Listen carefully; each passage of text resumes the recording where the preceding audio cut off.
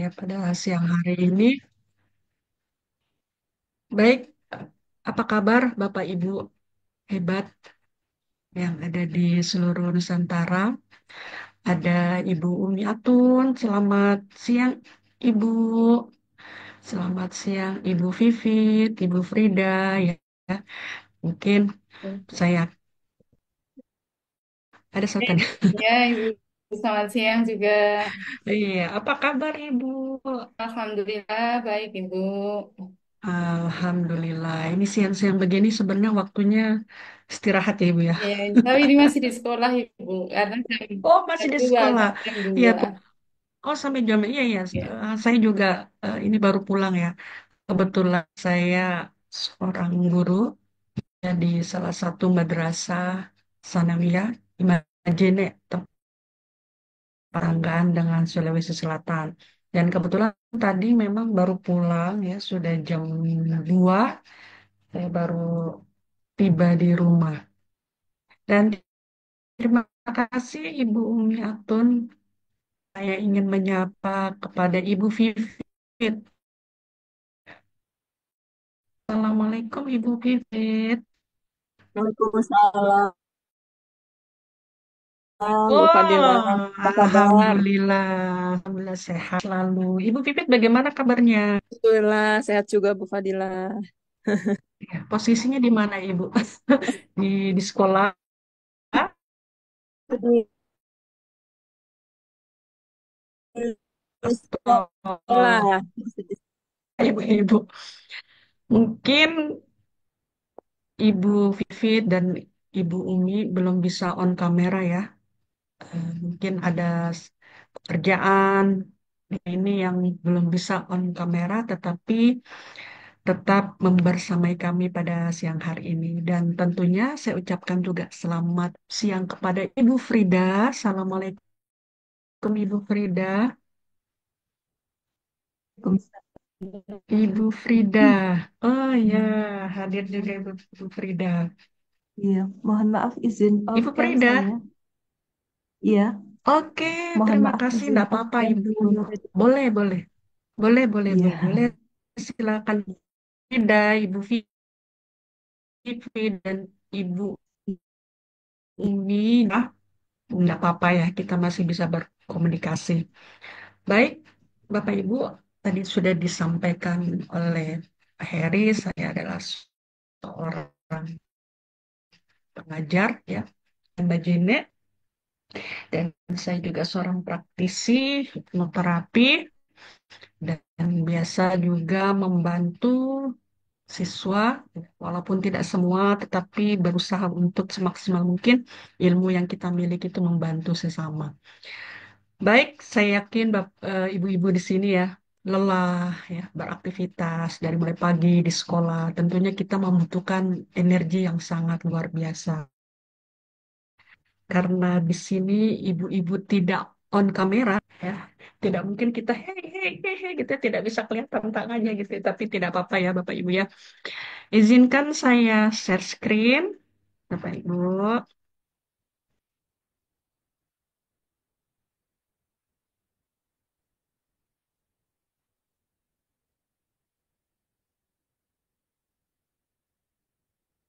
Ih, sudah terlihat jelas, Bapak Ibu.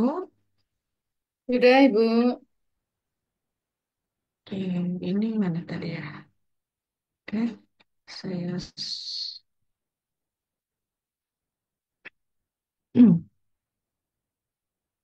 oh, maaf, maaf, maaf ya, saya salah tulis tadi.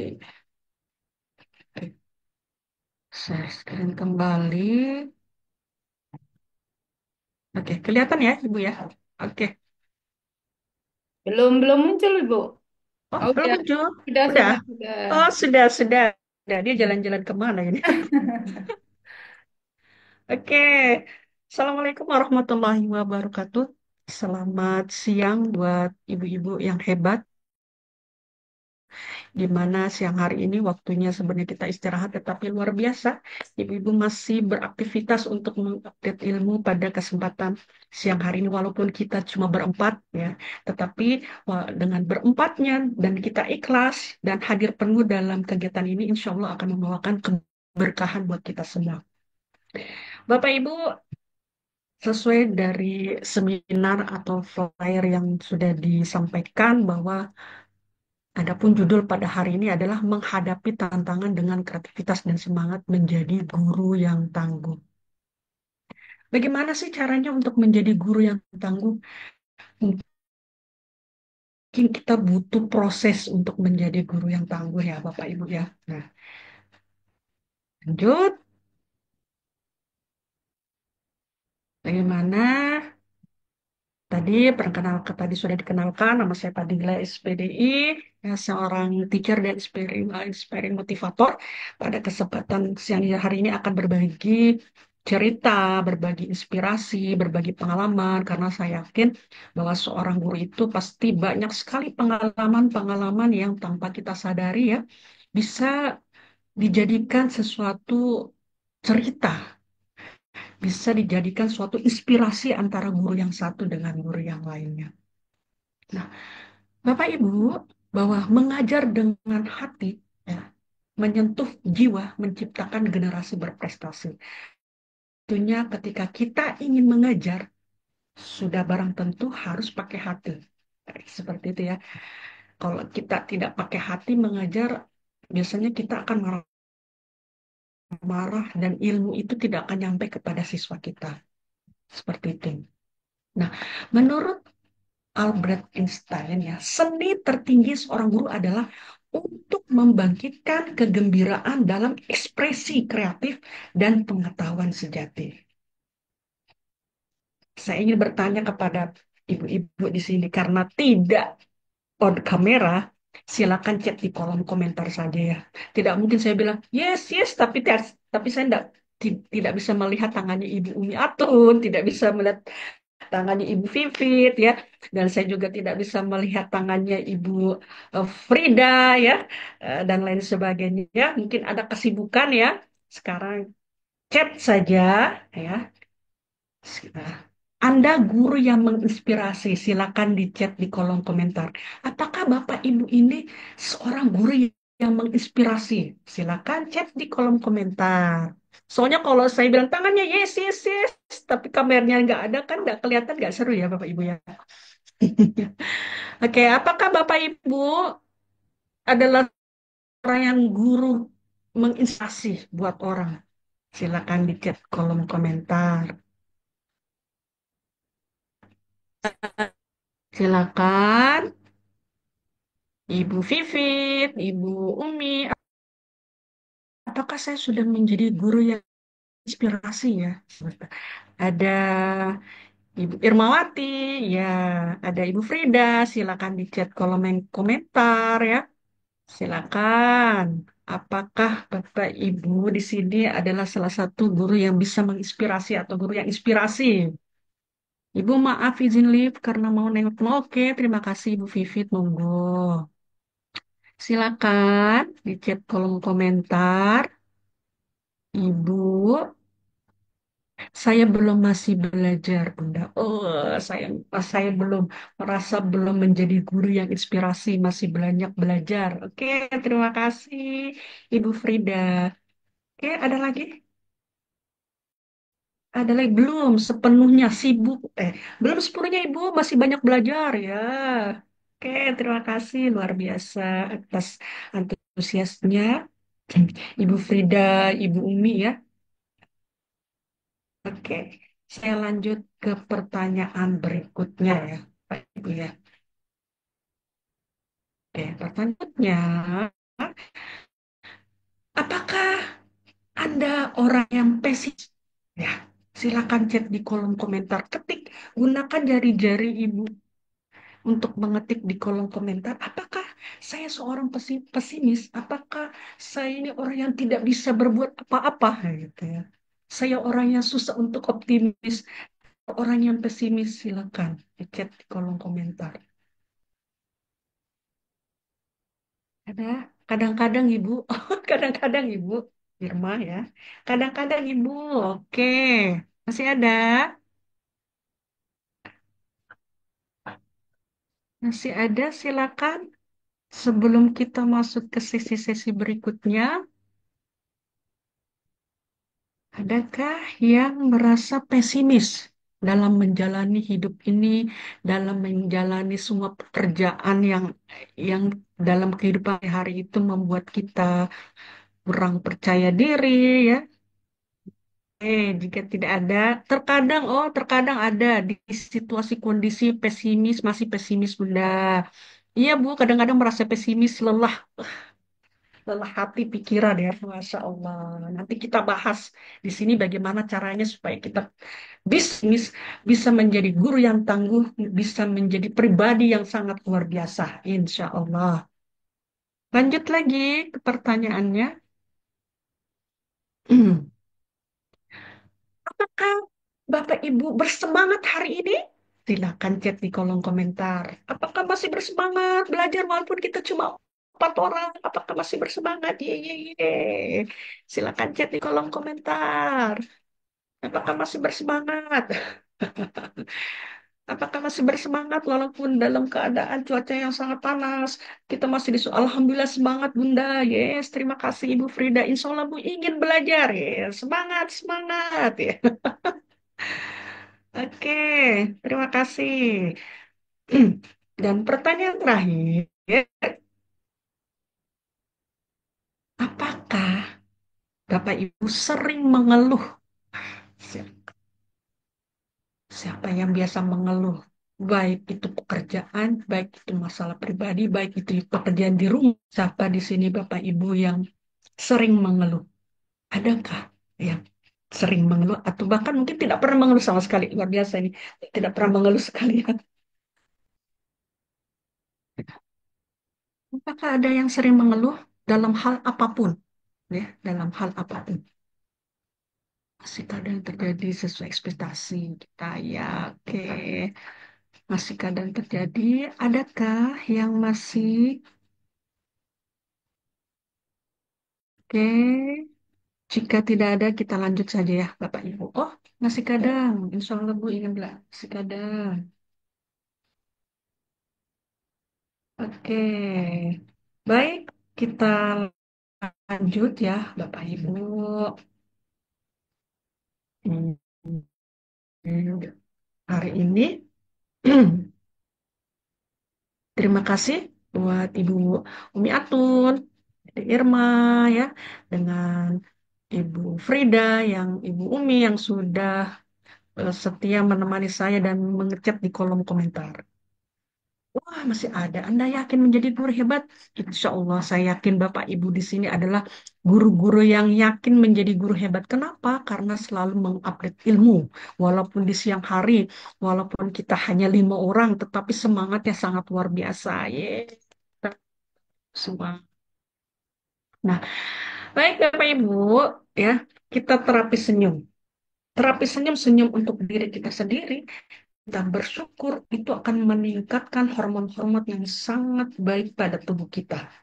Nah, sekarang Bapak Ibu, silakan ikuti perintah saya ya. Kita terapi senyum ya. Silakan di-on-kan mic-nya saja ya. Kalau tidak bisa on kamera, silakan di-on-kan mic-nya saja. Oke. Si ada yang bisa di-on-kan mic-nya sebentar? Oke, ikuti kita senyum ya sambil senyum ya. Ikuti kata-kata saya dan sambil senyum ya, Pak Ibu ya, supaya senyum 20 detik itu akan meningkatkan hormon kebahagiaan, kita senang yang tadinya bete jadi senyum, itu akan menyegarkan tubuh kita dan selalu bersyukur itu adalah energi positif dalam tubuh kita. Ikuti ya, Bapak Ibu ya. Sate, Sate. tempe, Tempe. tape, Tape. embek. Ember. Ya, sudah senyum ya walaupun 20. Oh, Ibu Ati itu ada ketawanya berarti secara tidak langsung walaupun saya tidak melihat wajahnya Ibu Umi itu sudah ketawanya sudah menandakan oh dia lagi senyum. Iya, Ibu. Ya, senyum itu enak ya, kita senyum di siang-siang hari ini masih di sekolah, menunggu jam pulang ya. Menunggu jam pulang, puasa, tetap kita di puasa-puasa kita masih bisa senyum. Oke, terima kasih. Masya Allah. Baik, kita lanjut lagi ya. Nah, Bapak Ibu, sebelum kita mulai materi yang akan saya paparkan, ini ada kisah. Nah, kisah ini adalah izinkan saya untuk share audio dulu ya, Bapak Ibu ya. Eh, Izinkan saya share. Ya, sudah terdengar suaranya. Silakan. Ya. Oke, apakah suaranya sudah jelas terdengar? Jika sudah, Udah, Ibu. terdengar Ibu ya? Oke, Bapak Ibu.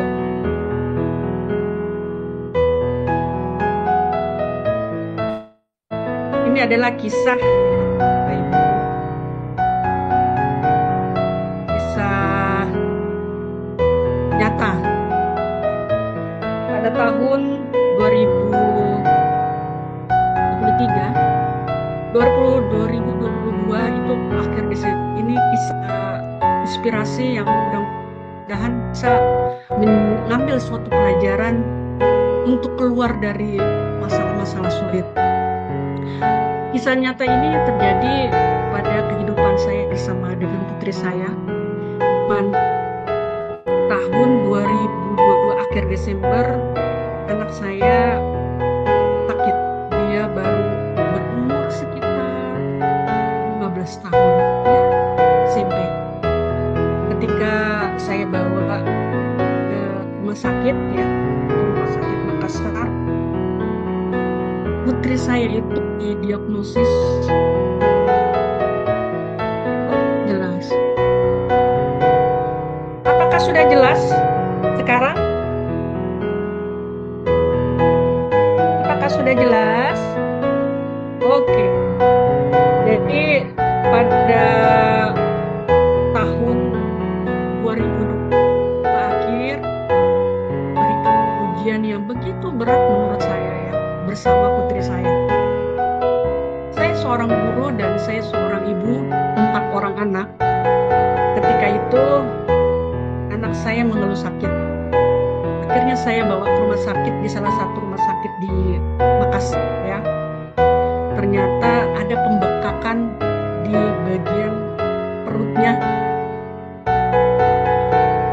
yang sangat membuat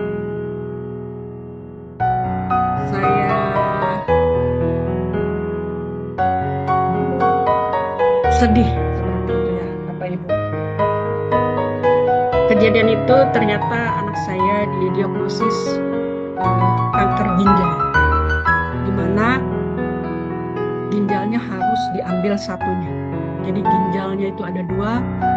Dengan rasa sedih, ya, dengan berusaha sekuat tenaga mendampingi putri saya di ruang operasi. Kejadian itu membuat saya terpukul dan berpikir, buat apa saya menjadi guru yang profesional sekarang? Buat apa saya menjadi guru yang sangat luar biasa sedangkan anak saya terbaring dengan keadaan yang membuat saya itu sangat terpukul. Ketika ginjal anak saya sebelah kanan diambil atau dioperasi, itu belum sampai di situ. Kejadian itu berulang setelah didiagnosa kembali bahwa anak saya kena kanker nefroblastoma. Saya mendampingi putri saya dari bulan ke bulan dengan kemonya, dengan keadaan yang fisik saya, mental saya itu sangat luar biasa, sangat tertekan. Tetapi seiring demi seiring waktu, saya berusaha untuk bangkit. Apakah saya harus membiarkan diri saya, tubuh saya, ya Bapak Ibu, hancur begitu. Sedangkan anak saya sangat membutuhkan diri saya. Ketiga anak saya itu sangat membutuhkan diri saya. Akhirnya saya berusaha untuk membangkit. Berusaha untuk mencari beberapa referensi, mencari teman untuk bercerita. Karena saya juga memiliki tanggung jawab, selain saya memiliki tanggung jawab sebagai seorang ibu, saya memiliki tanggung jawab sebagai ibu. Saya terpuruk, bagaimana bisa mendampingi putri saya? Kalau saya terpuruk, bagaimana saya bisa mengajar di sekolah? Karena saya memiliki tanggung jawab. Akhirnya saya berusaha untuk mencari ini, selalu berusaha untuk berzikir, mencari informasi positif untuk mencari solusinya. 1 tahun berlalu sampai saya mendampingi anak saya kemoterapi. Bayangkan Bapak Ibu, umurnya anak saya sudah kena kemo, ginjalnya satu sudah diangkat. Tapi alhamdulillah atas berkat bantuan Allah Subhanahu wa taala, atas bantuan dari para teman-teman, support dari teman-teman, saya berusaha untuk bangkit. Dan yang sampai berkat doa, karena apakah saya harus begini-begini saja? Apakah saya harus terpuruk? Bagaimana nanti dengan putri saya kalau saya terpuruk? Ketika seorang ibu bahagia, yakinlah seisi rumah pasti akan bahagia. Ketika seorang guru bahagia, yakinlah murid pun akan bahagia. Jadi saya berusaha mencari ilmu, saya berusaha untuk meningkatkan kapasitas saya, mendampingi putri saya, dan alhamdulillah qadarullah atas izin Allah saya sudah tumbuh, sudah beraktivitas mengajar kembali, ya. Lebih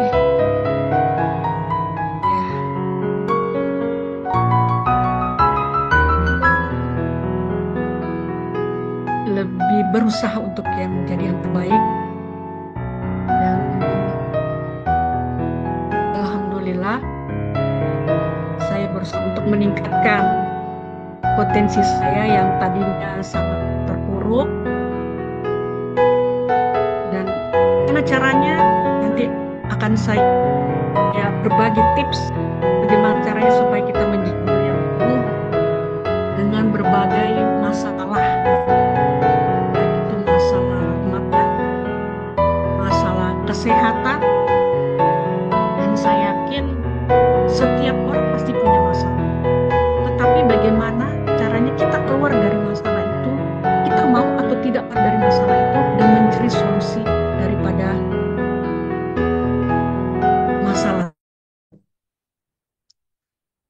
Jadi alhamdulillah tahun 2023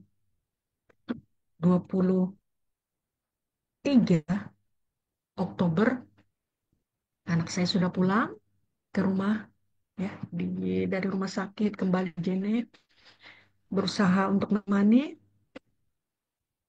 berusaha untuk mengajar, berusaha untuk menjadi guru yang tangguh dalam keadaan pun. Karena apa? Karena kita butuh sport. Kita adalah seorang guru yang memiliki kewajiban dalam hidup ini. Kalau kita terpuruk, terus-menerus terpuruk, kesian anak-anak kita. Saya masih ada 3 lagi anak. Bagaimana anak saya yang sakit kanker, kalau saya terpuruk, saya tidak bisa berbuat apa-apa. Tanda Jadi kita tangan. harus berusaha maksimal mungkin Saya kelunting. mencari solusi. Mungkin itu saja kisah inspiratif pada siang hari ini, di mana saya juga berusaha untuk menjadi orang yang tangguh, yaitu semua butuh proses. Tidak ada yang tidak butuh proses. kembali lagi kita kita sabar atau tidak untuk menjalani ujian ini, untuk berusaha mencari solusi. Dan pada siang hari ini saya akan memberikan tips solusi agar Bapak Ibu bisa menjadi guru yang tangguh dalam kondisi apapun, dalam keadaan apapun. Tentunya tetap kita berdoa dan bertawakal, kita hanya berikhtiar, ya, sebagai manusia kita hanya berikhtiar, tapi hasil kita serahkan kepada Allah Subhanahu wa Ta'ala. Saya izin share screen lagi, Bapak Ibu, materinya.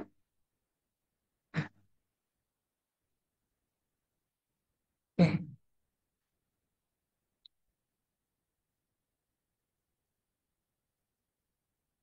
Baik, sudah tampil Bapak Ibu di layar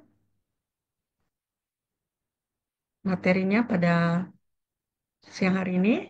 Jika sudah tampil, silakan, ya, silakan chat angka satu jika layarnya materi sudah terlihat ya pada siang hari ini.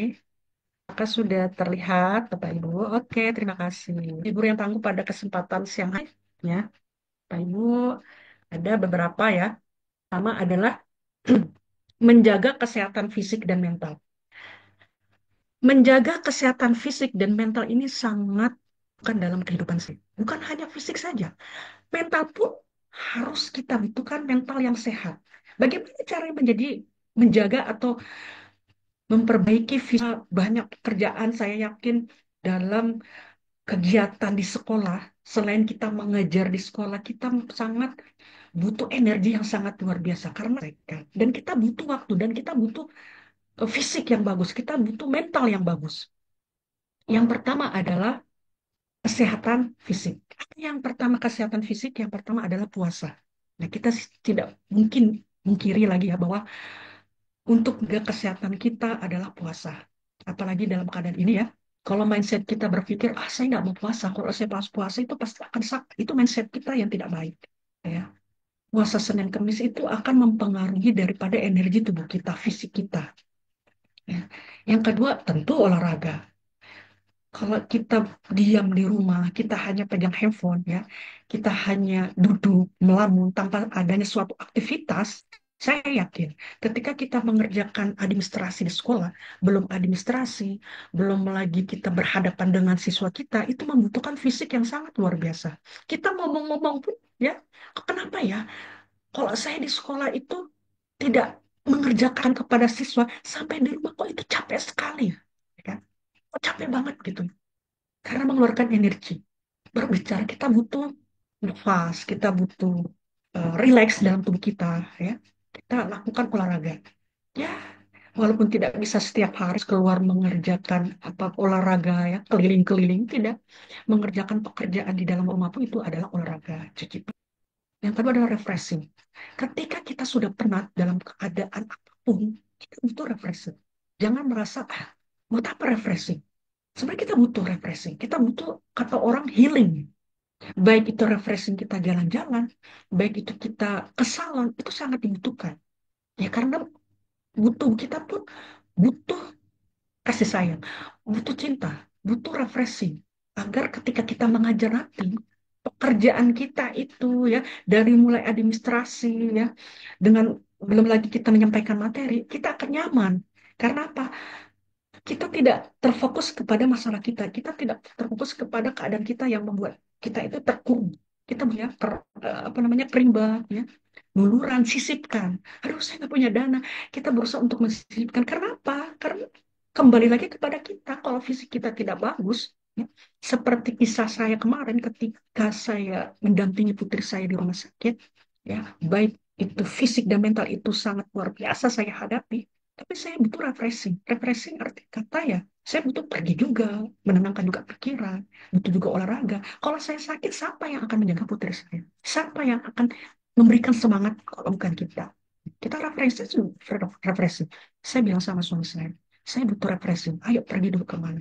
Ya, karena kita juga butuh istirahat. Otak kita, badan kita butuh relax. Nah, tidur cukup. Nah, ketika kita memiliki mengerjakan administrasi yang sangat banyak, itu biasa sampai begadang. Betul nggak Bapak Ibu? Saya yakin di sini ibu guru, bapak ibu guru mengerjakan administrasi yang begitu banyak. Ya, banyaknya aplikasi-aplikasi, belum kita mungkin kuliah, belum kita ada urusan rumah tangga, belum urus anak, belum kita mengurusi siswa kita, belum lagi administrasi A, B, C, D. Kita mengerjakan sampai malam. Kita stop. Tubuh kita butuh refreshing. Tubuh kita perlu istirahat. Jangan kita paksa. Itu dari segi kesehatan. Itu dari segi fisik kita. Ya. Nutrisi yang baik, tentunya dengan nutrisi yang baik. Ya. Tetapi fisik ini, ya, ketika kita sudah melatih nanti mentalnya, kita lihat lagi fisik dan mental itu sangat beriringan. Ketika mental kita menjaga kebersihan, sebagai seorang guru, bagaimana penampilan kita dengan siswa, ya, dari ujung rambut sampai kaki itu kita dilihat sebagai role model kepada siswa kita, sebagai suatu keteladanan buat siswa kita. Dari segi pakaian kita pun kita menjaga kebersihan kita. Karena apa? Kalau kita sudah punya masa yang kurang bersih, pakaian kita acak-acakan, ya, maaf misalnya seorang guru misalnya berewokan, tidak menjaga kebersihan, itu akan menjadi aura yang negatif bagi peserta didik kita. Dan tentunya energi negatif tidak baik diserap kepada tubuh kita. Ini dari kesehatan fisik. Ya. Lalu bagaimana dengan kesehatan mental kita? Dan ini yang sangat perlu kita jaga mental kita. Kenapa?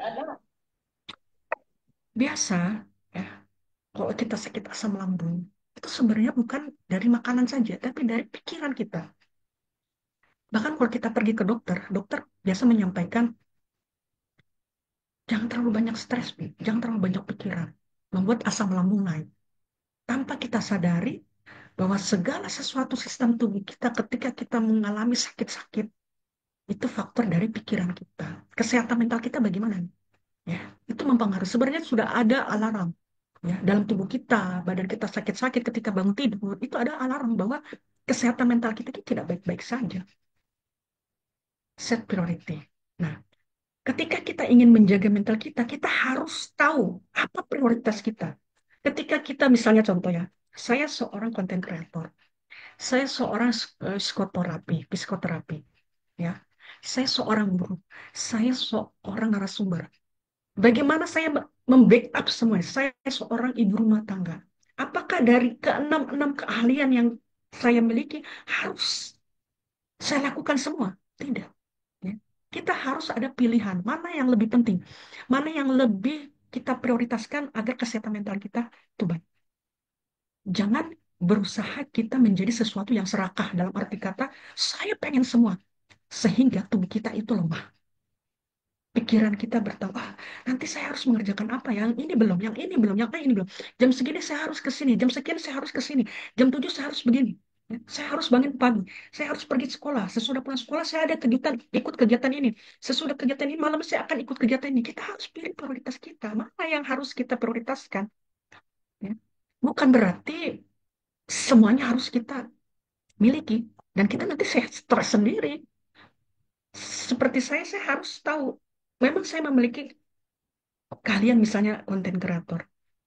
Tetapi bukan berarti saya harus menjadi konten kreator, kan tidak. Saya harus ada pilihan. Apa yang harus menjadi pilihan saya agar menjadi agar fisik dan mental saya itu baik. Mengikis mental block. Apa itu mental block, Bapak Ibu? Mental block ada sesuatu yang menghambat kesuksesan kita. Ibarat sebuah tembok. Ketika kita ingin menjadi seorang yang sangat luar biasa, menjadi guru yang profesional, menjadi guru yang tangguh, ya, ini ada tembok, ini ada mental block, cemasan, ketakutan yang tidak bisa tembus untuk menjadi guru yang profesional, untuk menjadi guru yang tangguh. Seperti kisah saya, ketika saya mengalami suatu tekanan yang sangat luar biasa, mental fisik saya sangat, sangat luar biasa hancur pada saat itu, saya tidak bisa memberdayakan diri saya. Karena apa? Karena ada tembok. Jadi itu harus kita kikis. Dengan apa? Dengan bantuan profesional. Pergi ke sekolah, kita ikut terapi, kita zikir, kita minta sama Allah. Jadi kita harus mengikis. Jangan kita biarkan, udah deh, biarin aja lah saya begini-begini aja, nanti nanti juga akan baik-baik saja. Bayangkan Bapak Ibu, ada namanya teori tungku mental. Apa itu teori tungku mental? Ketika kita masak air, otomatis kan dipanci ya, dipanci. Kita masak air, kita tutup pancinya, dan airnya itu sudah mendidih, dan kita biarkan saja. Dan itu akan meretak-retakkan seluruh ya panci tersebut. Bahkan mungkin airnya akan habis, bahkan mungkin akan meletus. Atau ibaratnya kalau kita punya panci presto ya, panci presto itu kan ada uap keluar ya. Itu adalah anggaplah itu adalah mental-mental block, stres, ketekanan, emosi-emosi negatif yang keluar. Bayangkan kalau itu tertutup, itu akan. Nah, begitu juga dengan tubuh kita. Kenapa itu sudah meretak-retak badan kita? Kenapa? Karena emosi yang sudah bertumpuk, sampai emosi yang sudah bertumpuk yang ada dalam diri kita. Bapak Ibu, ada kertas ya. Ini kertas ini sangat ringan. Kalau kita pegang berapa sih ini, berapa gram, ini berapa kilogram. Ini sangat ringan. Tetapi kalau kita biarkan 1 jam, 2 jam kita begini saja, pasti akan berat. Ya. Begitu juga dengan masalah kita. Kalau masalah kita yang tadinya sangat biasa saja, menurut kita biasa-biasa saja, tetapi kita biarkan itu akan menjadi beban buat kita dan akan merusak kesehatan fisik kita. Makanya ada psikotomas apa psikosomatik penyakit penyakit yang didasarkan oleh mental kita, emosi kita. Misalnya sakit asam lambung itu sebenarnya bukan dari makanan, tetapi dari pikiran kita. Jadi kita harus mengikis mental block kita. Jadi kita tidak boleh berdiam diri, ya kan? Yang tahu seberapa hebatnya emosi kita kan, emosi negatif kita itu kan hanya kita. Apakah kita ingin begitu saja? Sudah banyaknya Bapak Ibu di sekolah, saya stres, mikirin administrasi, ya stresnya itu. Saya pusing, saya trauma, saya begini. Ketika saya ingin bangkit, ya saya harus kikis emosi-emosi tersebut. Afirmasi positif. Berusahalah untuk selalu berpikiran positif. Kata-kata adalah doa. Biasa kalau di salah satu madrasah, biasa kalau kita ngumpul-ngumpul ya sama teman-teman di sekolah. Pusing saya, sakit badan saya, gitu kan ya. Saya tuh nggak kuat, saya tuh orangnya begini. Itu adalah secara tidak langsung adalah kata-kata adalah doa. Berusaha, oh saya mampu, saya hebat, saya bisa, insya Allah saya akan bahagia, insya Allah saya akan senang, insya Allah saya akan bisa melakukan hal ini. Misalnya, misalnya Umi Atun ini, Ibu Umi misalnya, hari Senin menjadi pembina upacara ya, belum apa-apa, afirmasi langsung berpikiran negatif. Wah, saya nggak bisa, Bu. Saya nggak bisa bicara di depan. Nanti kalau saya bicara di depan, bagaimana ya? Ibu Umi, nanti masuk di ruangan ini. Saya nggak mau masuk di ruangan ini karena ruangan ini selalu nakal-nakal. Itu kan sudah pikiran negatif. Berusaha untuk afirmasi positif. Oh iya, insya Allah saya bisa hari Senin. Saya akan tampil semaksimal mungkin. Oh iya, saya akan masuk di ruangan ini. Insya Allah nanti saya akan baik-baik saja. Oh, tubuh saya itu akan ketika kita berbicara yang positif. Berusahalah mindset kita itu apa-apa. Saya guru yang tidak mampu berbuat apa-apa. Itu kan ada kata-kata negatif. Jadi tubuh kita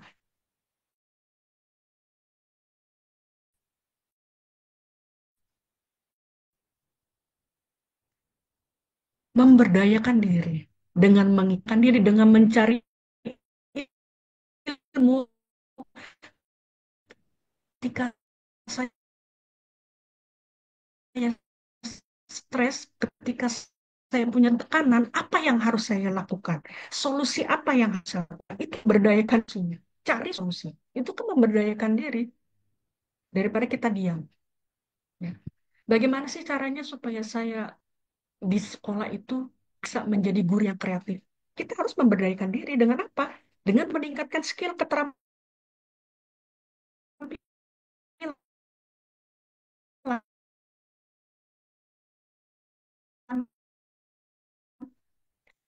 Bagaimana sih mengajar itu menjadi tidak enak kan ya? Kalau saya nggak suka dengan guru A ngajarnya itu aja modelnya. Saya nggak mau ketemu dengan ibu B karena mengajar model pembelajarnya begitu-gitu. Itu kan biasa ada ya siswa yang ceplos ngomong begitu kan ya. Bagaimana perasaan kita? Enak nggak? Kan nggak enak. Jadi kita harus meningkatkan skill kita. Skill keterampilan kita, bagaimana cara menjadi guru yang kreatif, itu banyak. San. ke pelatihan-pelatihan, bagaimana saya keluar dari masalah ini, kita cari solusinya, jangan berdiam diri. Ya akhirnya nanti jadi tuku mental yang meretak pancinya dan yang meretak-retak tubuh kita. Lalu meningkatkan daripada pengetahuan kita. Kita cari pengetahuan banyak. Bagaimana caranya bagaimana caranya memberdayakan diri, bagaimana cara saya meningkatkan skill saya, bagaimana caranya mengikis mental block, itu kan ada di pengetahuan. Itu akan mental kita pun akan bagus dan baik daripada saya menjadi guru yang biasa-biasa aja deh. Saya nggak mau yang terlalu luar biasa. Saya ya kita ketinggalan. Ya. Bahkan banyak orang yang sudah tua pun dia meningkatkan skillnya, meningkatkan knowledge-nya, meningkatkan pengetahuannya, memberdayakan dirinya. Ya, seperti itu. Nah, Bapak Ibu, 10 kota dengan tingkat stres tertinggi di dunia adalah di balik gedung tinggi, kota Jakarta punya tingkat stres yang tertinggi full ya, indeks tahun 2021 Jakarta ya, ini sangat apa namanya? Tingkat kesetresannya itu 41,8 stres.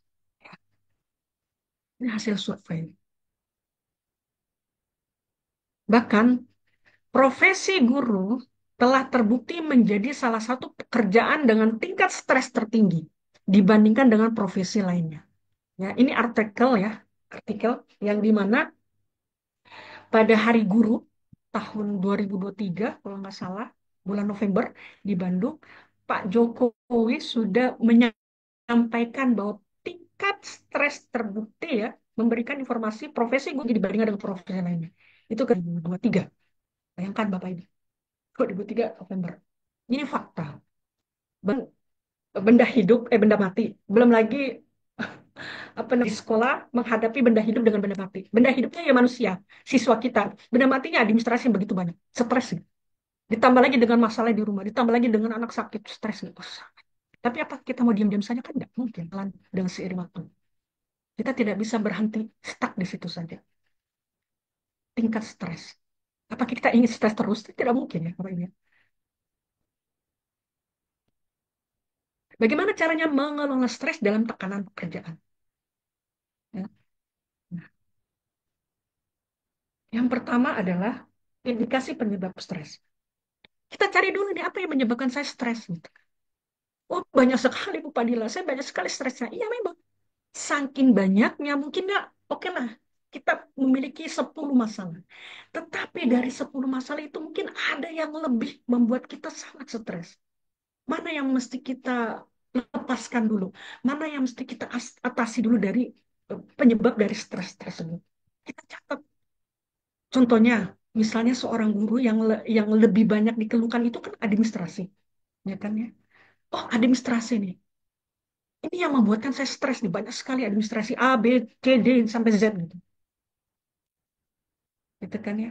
Setelah kita tahu, oh administrasi, kita catat, oh ini yang membuat saya stres. Kalau saya, Bapak Ibu ya, ketika saya mengerjakan pekerjaan administratif yang terlalu banyak di depan laptop, itu asam lambung saya naik. Nah, itu saya tahu, oh inilah yang menyebabkan saya stres. Jadi saya catat dan bagaimana strateginya supaya saya bisa mengatasi stres tersebut dalam administrasi RPP, ada prosem, ada peta, ada silabus, belum lagi kinerja, belum lagi yang lain-lainnya, belum lagi menganalisis soal siswa, belum lagi menganalisis ulangan harian siswa.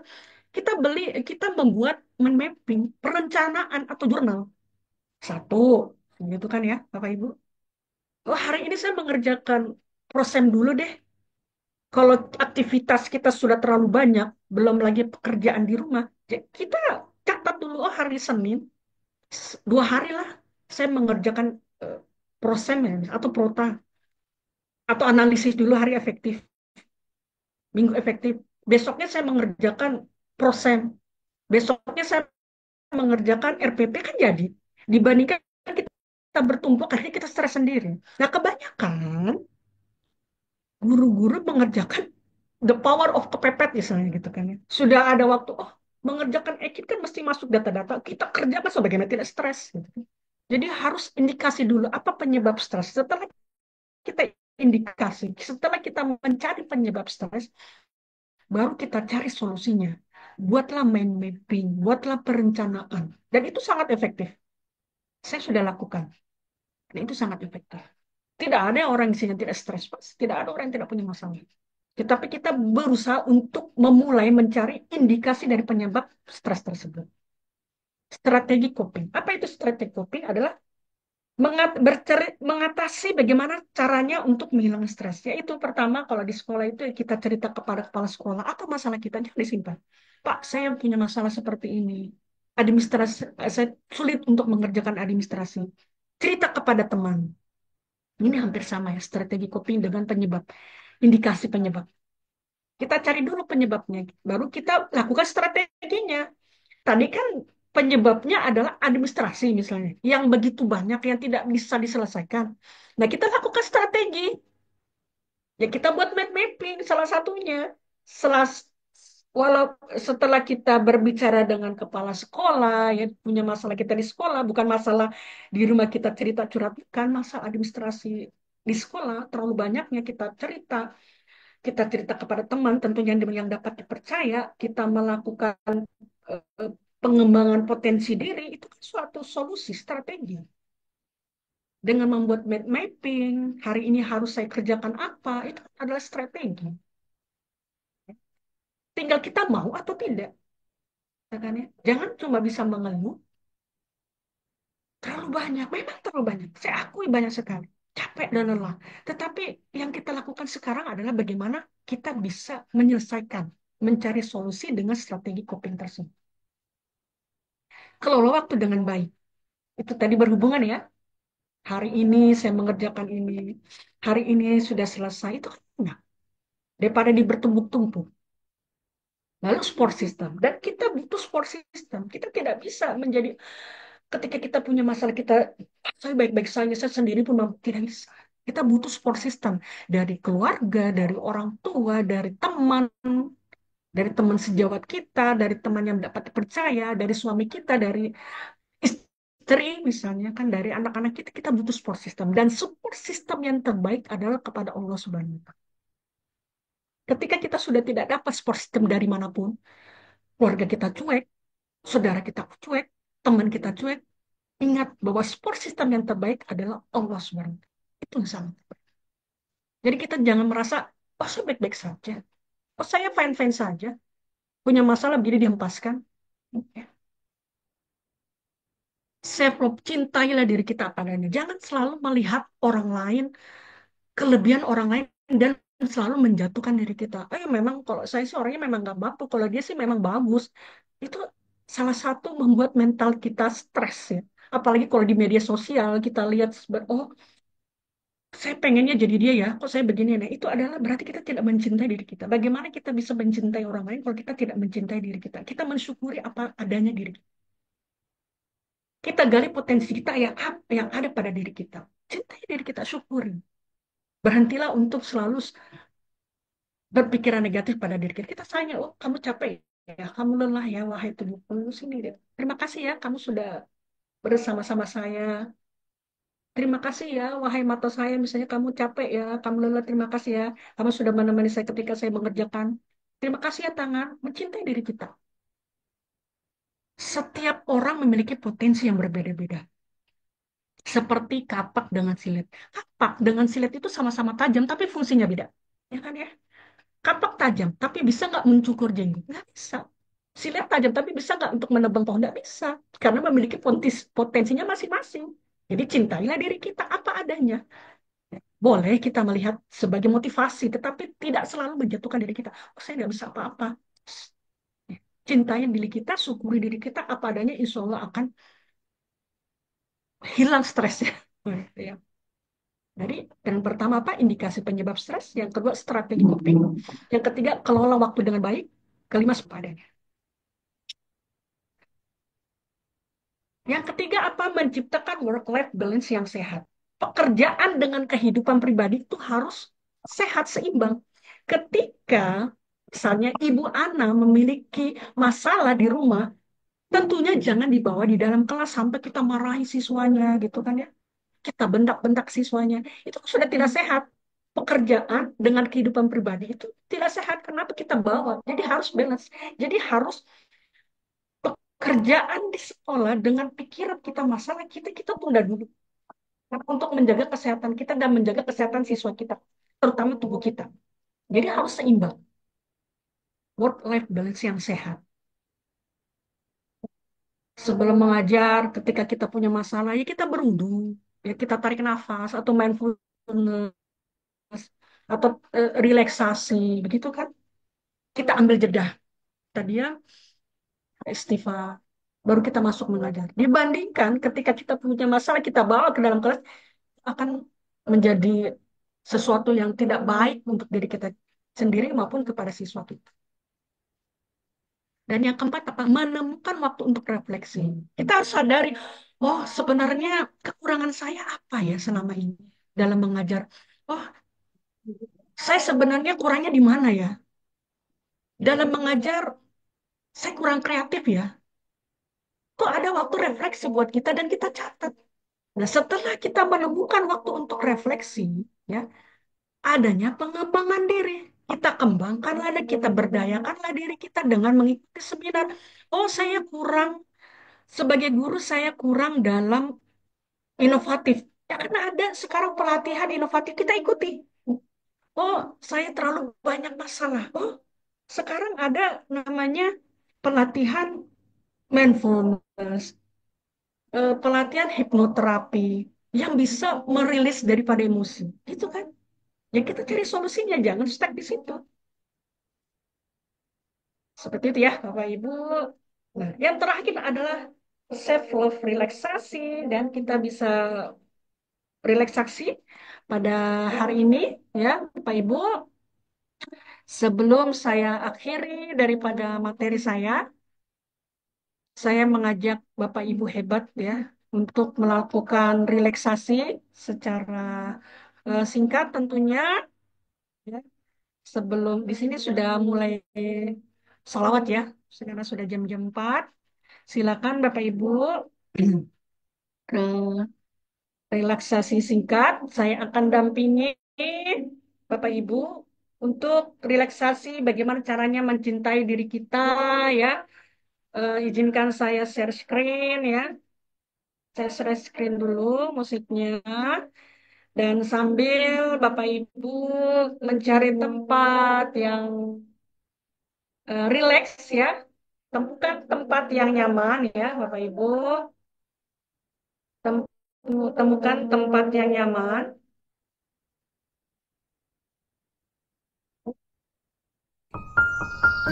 Apakah sudah terdengar musiknya Bapak Ibu? Jika sudah silakan chat di kolom komentar. Jika sudah terdengar musiknya, oke, musiknya dikecilkan saja. Oke, oke, baik Bapak Ibu, saya akan dampingi. Silakan temukan tempat yang tenang dan nyaman. Duduk dengan posisi yang tegak namun rileks. Bagus. Walaupun Bapak Ibu tidak on kamera, saya yakin Bapak Ibu bisa melakukannya. Tutup mata Anda dan ambil beberapa nafas untuk menenangkan pikiran. Bagus. Fokus perhatian pada nafas Anda. Rasakan udara yang masuk dan keluar melalui hidung Anda.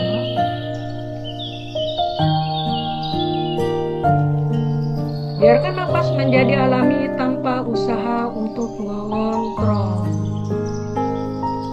Bagus, seperti itu. Fokuskan perhatian pada setiap bagian tubuh Anda.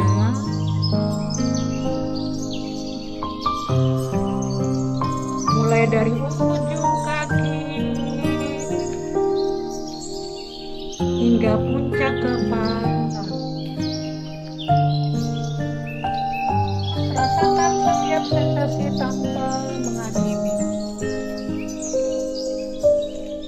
Lakukan penerimaan diri, pegang angkat tangan sebelah kanan, baru taruh dada di sebelah kiri atau sebelah kanan Bapak Ibu semua. Dan ucapkan dalam hati,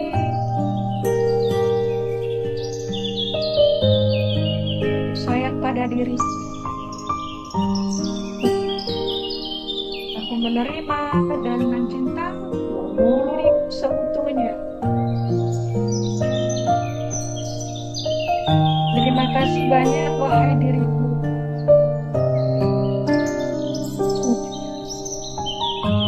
Sudah berjuang dan berproses sampai sejauh ini.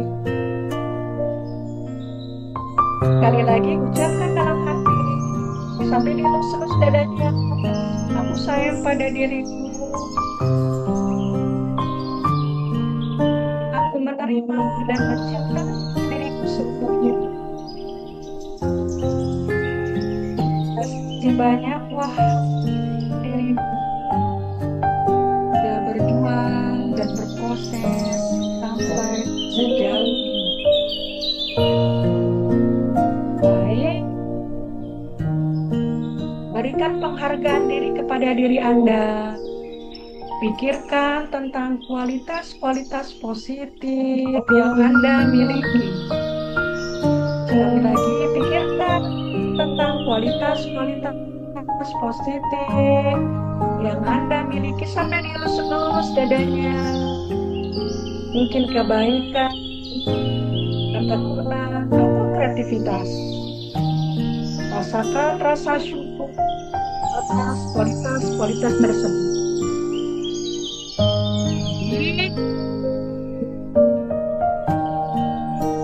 Sekarang silakan buka mata Anda, tarik nafas panjang, hembuskan secara perlahan, tarik nafas panjang lagi, hembuskan secara perlahan. Oke.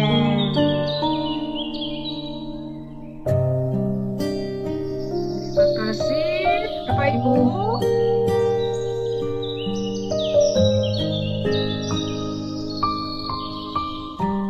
Nafas.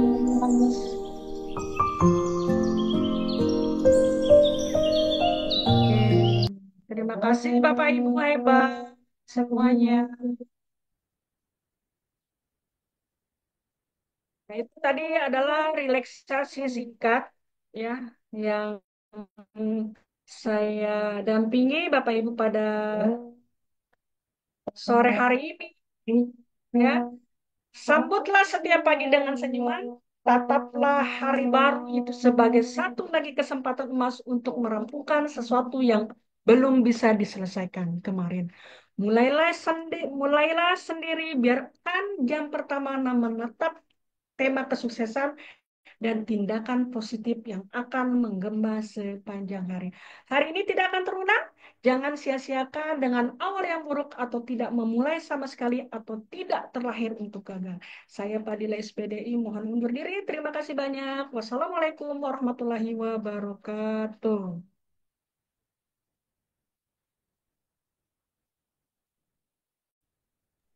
Baik,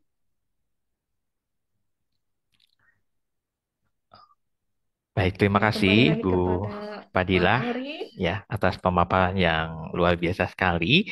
Nah, sekarang tiba saatnya Bapak Ibu kami berikan kesempatan barangkali Bapak Ibu semuanya ingin berdiskusi, ada sesuatu yang ingin ditanyakan atau menambahkan atau hal lain terkait dengan topik yang kita bahas siang hari ini bersama Ibu Padilla, kami persilahkan. Boleh via chat ataupun ibu-ibu semuanya bisa langsung open mic. Silakan, ibu-ibu semua.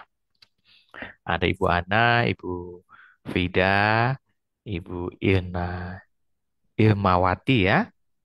Ya, silakan. Masih ada 3, barangkali ada yang ingin didiskusikan. Masih ada waktu.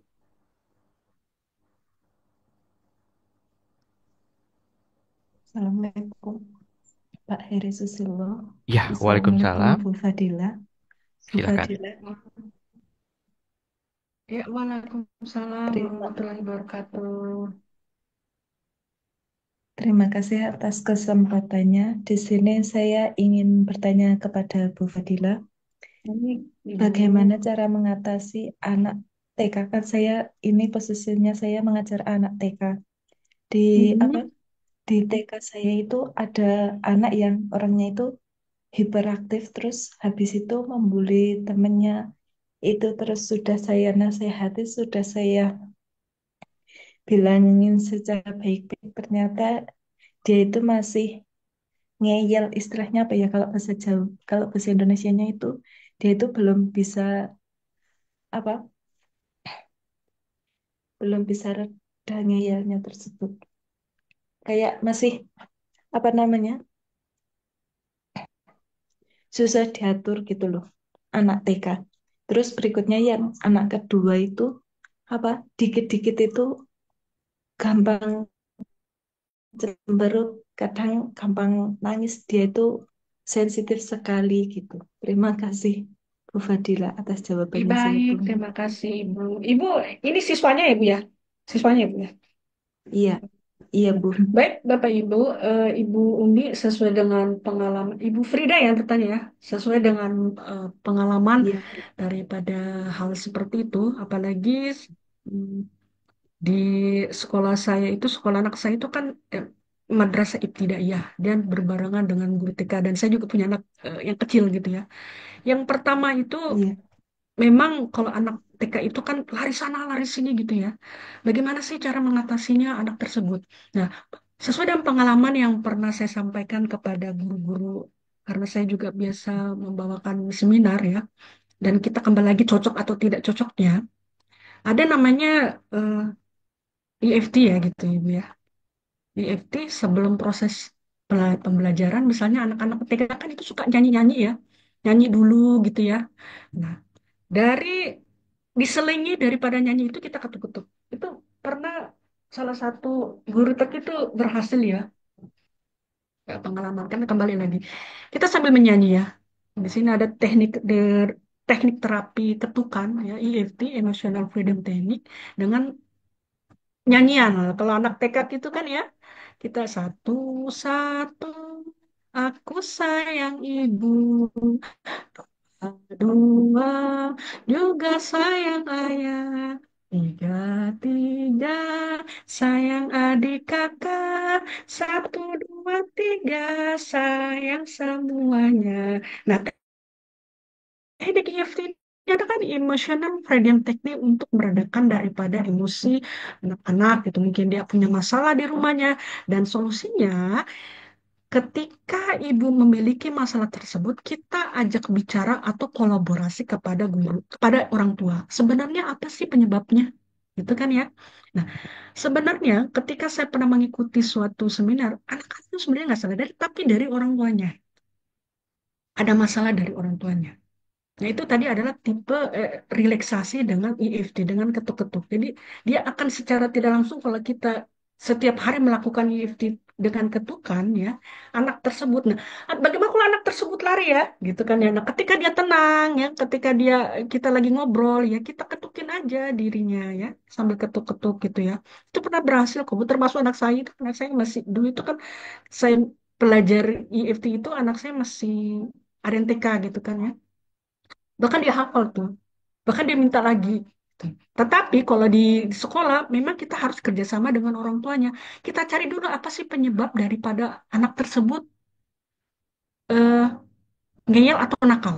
Nah, yang kedua, berarti ketika siswa kita ngebully, ketika ada siswa kita susah diatur, tangki cintanya itu kosong. Apa itu tangki cinta? 5 bahasa cintanya itu kosong. 5 bahasa ibarat casnya itu lobet. Kalau kita punya cas, kita isi itu akan penuh. Nah, 5 bahasa itu kosong daripada anak tersebut. Apa itu? Kata-kata positif. Kalau dia suka membuli, berarti kata-kata positif di rumahnya itu kurang.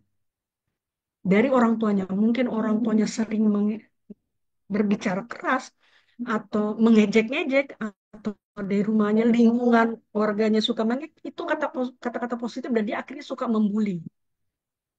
Ya. Kedua adalah kurangnya sentuhan. Jadi 5 bahasa itu ya, kata-kata positif, sentuhan, physical touch, kurangnya sentuhan dari orang tuanya. Itu yang menyebabkan anak seperti itu. Itu pernah saya bahas ketika saya bawa seminar 5 bahasa cinta. Itu ada juga di seminarnya ketika saya mengikuti Dr. Aisyah Dahlan, 5 bahasa cinta. Ibu bisa melihat ya, supaya ibu mendapatkan referensi yang sangat banyak tentang 5 bahasa cintanya Dr. Aisyah Dahlan itu bagus. Physical touch, kurangnya sentuhan. Yang ketiga adalah quality time. Nah, ketika anak lari-lari gitu kan ya, mungkin orang tuanya tidak pernah mendampingi ketika dia belajar, ketika dia menonton gitu kan ya. Terus berhadiah, berikan hadiah, ya kan? Tadi berapa tuh ya? Kata-kata positif, quality time, sentuhan, pelayanan yang terakhir. Nah, kadang ketika ada anak-anak yang seperti raja gitu kan, sih itu anak-anak yang kurang pelayanan di rumahnya. Orang tua kurang memberikan pelayanan yang baik, baik itu dari segi pakaiannya, dari makanannya, ngambil sendiri apa itu pelayanan. Jadi kalau saya bahas 5 bahasa cinta, ketika kita menemukan anak-anak seperti itu kurang, tangki cinta itu kurang. Nah, sebagai guru kita isi, bagaimana ya kita peluk, ya kan? Kalau anak tersebut tipenya eh, sentuhannya kita peluk, kita elus-elus, itu senang sekali. Ya kan? Kata-kata positif, oh pekerjaan kamu bagus ya Naya, alhamdulillah sangat luar biasa. Tetapi memang kita harus cari, ini anak 5 bahasa cintanya itu apa? Setiap orang memiliki 5 bahasa cinta, tetapi ada yang lebih cenderung. Nah, kalau anak-anak itu full lima-limanya, itu kan ya. Jadi kalau di sekolah mendapatkan siswa yang seperti itu tangki cintanya kosong dari orang tuanya. Jadi perlu adanya kolaborasi antara guru dengan siswa, kolaborasi antara guru dengan orang tua. Masalahnya seperti itu ya.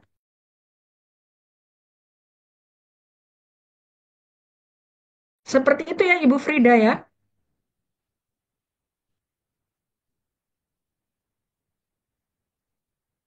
Masih ada yang lain?